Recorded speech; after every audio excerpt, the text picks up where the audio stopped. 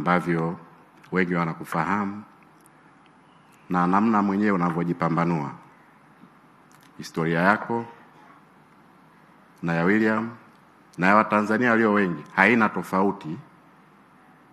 Wengi wanamfahamu kwa kazi alizozifanya, lakini sisi kwetu ni mtu ambaye alitokea kutoka kusikojulikana akafika hapo alipofika. Nataka kusema nini? Yeyote katika nchi hii anaweza kuwa yoyote akiamua kuwa yeyote. Hakuzaliwa katika familia ya kitajiri, hakusoma au kubahatika kusoma katika shule ambazo pengine wengine walifanikiwa kusoma, lakini yeye kama yeye kwa jitihada zake, juhudi zake na mapambano yake aliamini ya kwamba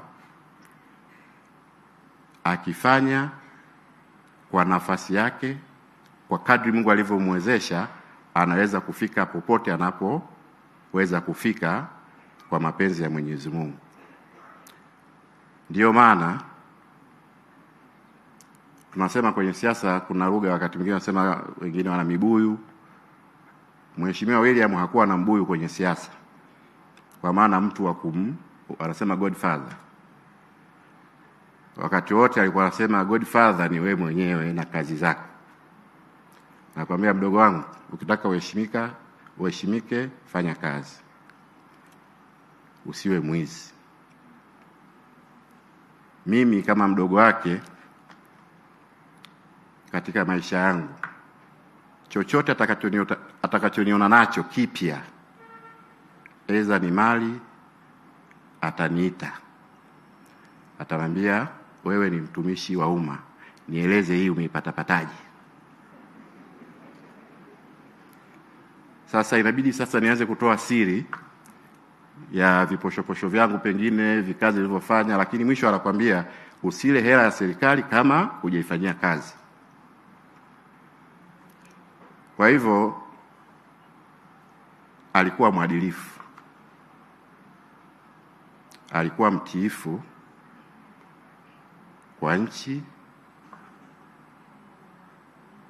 viongozi wake, na hakuwa na siasa za uhasama.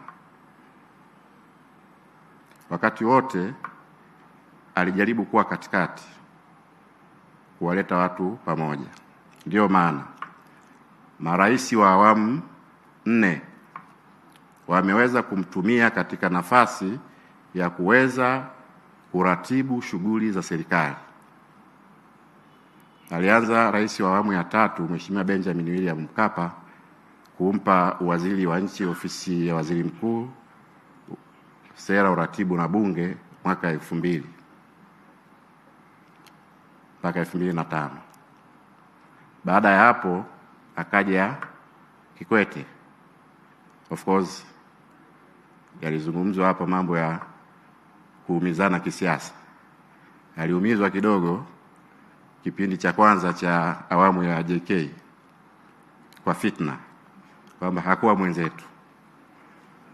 Akapumzishwa kidogo, baadaye JK akapata ukweli, akamrudisha kwenye serikali, akampa ukuu wa mkoa wa Dodoma, baadaye akampeleka Dar es Salaam.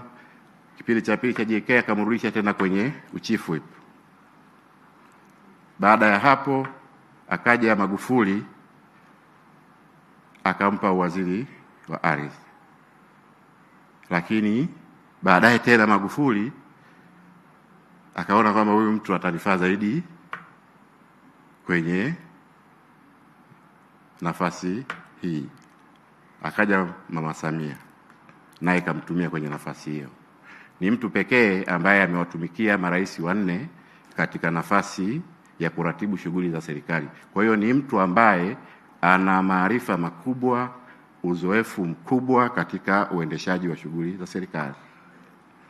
Mheshimiwa Waziri Mkuu, huyu ni mtu pekee pia amefanya kazi na mawaziri wakuu takribani 4 Alianza na Sumaye, akaja Pinda, Mheshimiwa Pinda, akaja Mheshimiwa Majaliwa, na sasa amefanya kazi na wewe japo kwa kipindi kifupi, lakini naamini alikuwa ni mtu wa msaada kwako. Kwa hiyo Mheshimiwa Waziri Mkuu, sisi tunaomboleza kwa kuondokewa na mpendwa wetu, lakini tunawapa pole kwa kuondokewa na mwenzenu, rafiki na chombo ambacho mlipenda kukiwatumikie katika serikali. Mwisho, Mheshimiwa Waziri Mkuu, naomba uniruhusu nidokeze tu kidogo. Yamezungumzwa, of course narudia kidogo, lakini nataka nitoe vidokezo kidogo kwa namna ambavyo sisi tulimfahamu ndugu yetu. Mheshimiwa William Vangimembe Lukuvi alikuwa kiongozi hodari, jasiri, mnyenyekevu, mwaminifu, imara, mzalendo, mwadilifu, asiyependa rushwa wala uonevu wa aina yoyote, mpenda utu na amani, mtii kwa viongozi wake, mwenye msimamo usioyumbishwa, msikivu, mpenda watu, mwalimu, mchapakazi. Yeye alikuwa muumini wa ujamaa. Yule alikuwa ni mkomunisti, asiyependa makundi na siasa za uhasama. Sifa hizo na nyingine zilimfanya kuwa kiongozi mwenye ushawishi mkubwa kwa viongozi waliompa dhamana na kwa wale ambao anawaongoza, kutokana na hayo ambayo nimeyaeleza. Na ndio maana kama nilivyosema, ameweza kutumika katika awamu zote hizo bila kuwa na godfather. Mheshimiwa Waziri Mkuu, Lukuvi aliheshimu kazi. Wewe unafahamu zaidi, yawezekana wengine hawafahamu. Hata akiwa na changamoto za kiafya, sisi wanafamilia tunamuomba apumzike, anakuambia kazi za watu nisipofanya ikiharibika, nyinyi ndo mnajua naumwa, lakini wale ambao nimeharibu kazi yao hawataelewa kama mimi nilikuwa naumwa. Kwa hivyo amefanya kazi hata kipindi akiwa anaumwa, ana maumivu makali, lakini anataka kazi ya watu isimharibikie mikononi mwake. Tumeumia kama familia, lakini tunamshukuru Mwenyezi Mungu kwa maisha yake.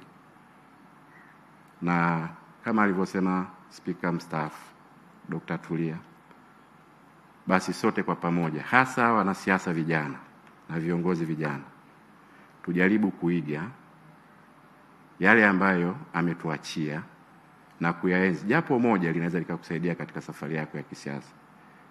Mheshimiwa Waziri Mkuu, naomba mnisamee kwa kuchukua muda mrefu kidogo, lakini kwa niaba ya familia tunawashukuru sana kwa namna ambavyo mmeweza kwanza kupambania uhai wa maisha ya ndugu yetu tangu alipopata hitilafu ya kiafya mpaka umauti ulipomkuta, na namna ambavyo mmeweza kuratibu shughuli za mazishi yake mpaka sasa. Kama familia hatuna dukuduku lolote.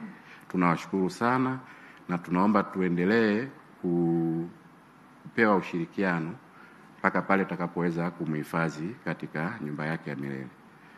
Baada ya kusema hayo, Mheshimiwa Waziri Mkuu, nakushukuru sana. Asanteni sana kwa kunisikiliza. Asante Mosi Lukuvi, mdogo wa marehemu.